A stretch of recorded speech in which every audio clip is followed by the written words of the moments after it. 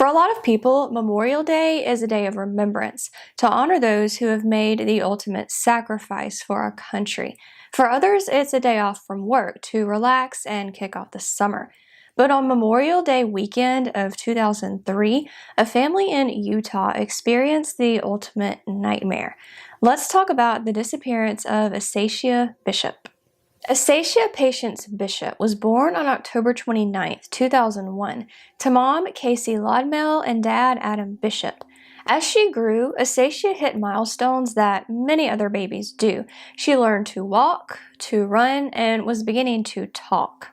Unfortunately, Casey and Adam wouldn't get that much time with their daughter, as she hasn't been publicly seen since she was 19 months old. On Sunday, May 25, 2003, Acacia was staying with her great-grandmother Linda Lodmell in Murray, Utah, a suburb of Salt Lake City. Also along for this visit was Kelley Lodmell, Linda's daughter and Acacia's grandmother. Kelley Lodmell has schizophrenia and bipolar disorder. She was supposed to be taking medication at the time, but hadn't taken any on the afternoon of May 25th. According to the Charlie Project, she only took her medication when she could afford to buy it. She is considered dangerous without it and had been in trouble with the law multiple times by this point. She'd been charged for things like drunk driving, threats with a dangerous weapon, disorderly conduct, and aggravated assault. She'd also tried to take Acacia before, though she was found after about half an hour. By May 2003, Kelley could only see her granddaughter on supervised visits. Before we move on, I just want to make it clear. All these details are relevant to the case. They are not meant to be a statement on schizophrenia or bipolar disorder in general, or the people who have them. Just after 6 p.m., Linda Lodmell went to check on Acacia but couldn't find her. She asked her husband if he had her, but he didn't. She realized at this point that Kelley had taken Acacia, and she called the police. There was an Amber Alert put out for Acacia, but it took 12 hours for it to actually be issued, meaning it wasn't issued until Monday. It was also canceled later that day, presumably for reasons we'll see in a second.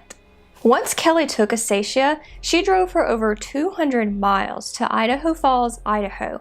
From there, they checked into a Red Lion hotel, where a clerk said there was something unusual about the pair. A receptionist at the hotel also claimed there was a man with them.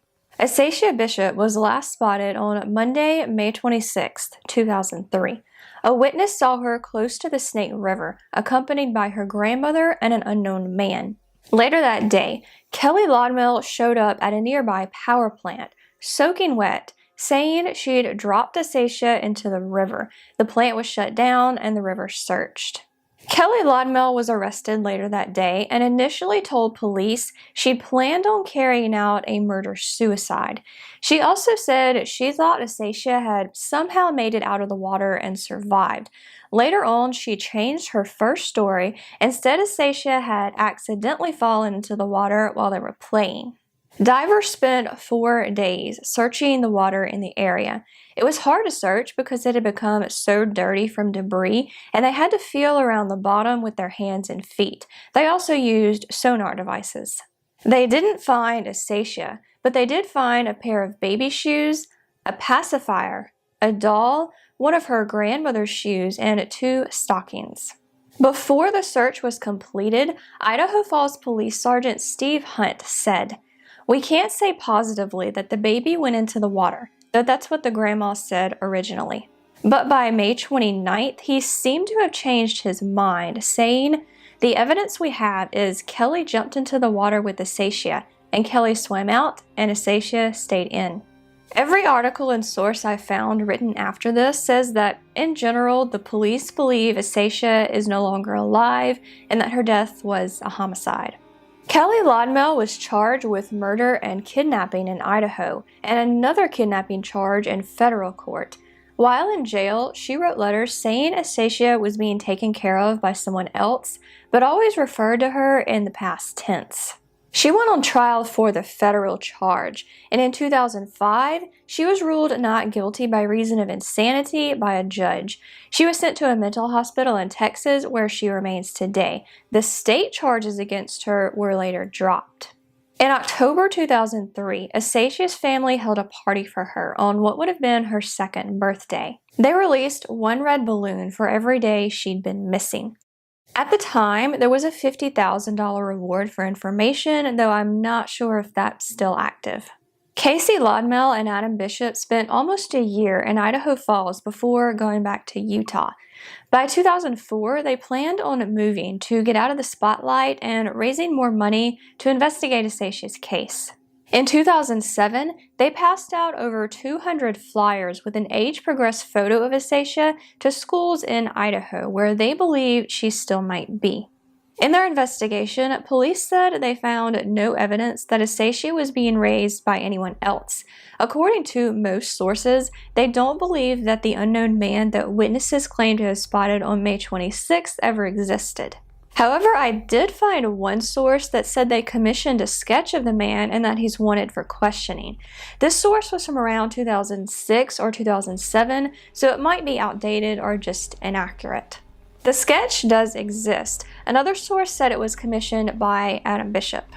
Speaking of Acacia's parents, like I kind of hinted at earlier, they're not so convinced she's actually dead.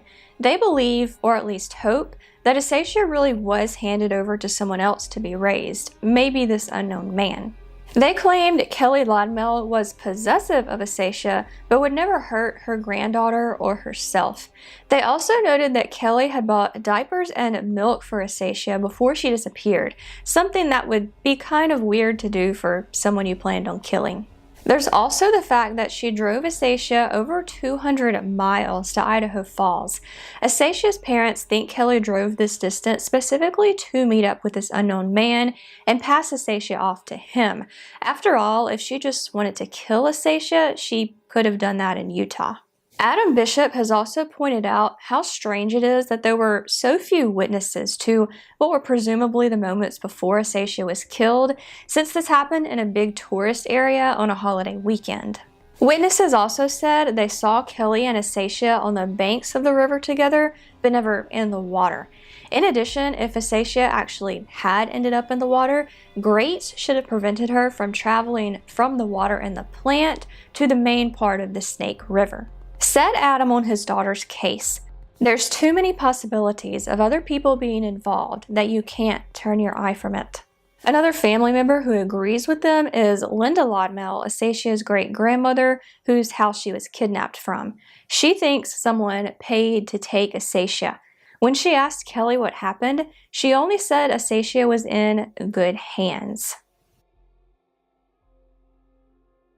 Acacia Patience Bishop was 19 months old when she was last seen in Idaho Falls, Idaho on May 26, 2003. She is classified as endangered missing. Acacia is a white female with blonde hair and blue eyes. At the time of her disappearance, she was 2 feet 6 inches tall and 35 pounds. She was last seen wearing a pink sundress with either sunflowers or daisies on it. Her ears are pierced and she has a birthmark on the left side of her abdomen about the size of a tennis ball. If she were alive today, she would be 19 years old. Witnesses have also described an unknown man who was reportedly last seen with Acacia Bishop and Kelley Lodmell at a Red Lion Hotel in Idaho Falls on the 26th.